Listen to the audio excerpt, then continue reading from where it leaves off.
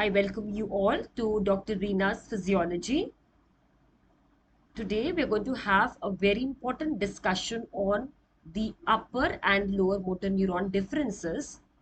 Please join, like and subscribe the channel and also the group where I provide free notes for the topics I take. So what are these upper and lower motor neurons? Upper motor neurons is anything that is the cerebral cortex neurons, your extrapyramidal and your pyramidal tracts. Even the basal ganglia symptoms will be like that of the upper motor neuron.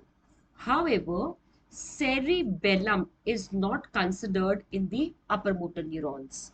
The lower motor neurons are your ventral horn cells. Okay, that is the alpha motor neuron, which are supplying the skeletal muscle. So this alpha motor neuron and the nerve fiber, they constitute the lower motor neuron. The important differences are, in upper motor neuron, the muscles will always be affected in group and never individually, whereas individual muscles are affected in lower motor neuron. Muscle atrophy is not a feature of upper motor neuron and it is marked in the lower motor neuron. The muscles are spastic, hypertonic with upper motor neuron, and there is flaccidity and hypotonia in the lower motor neuron.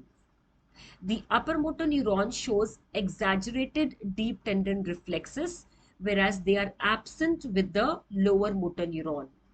The plantar response is extensor, which is called as Bebinski's positive with upper motor neuron.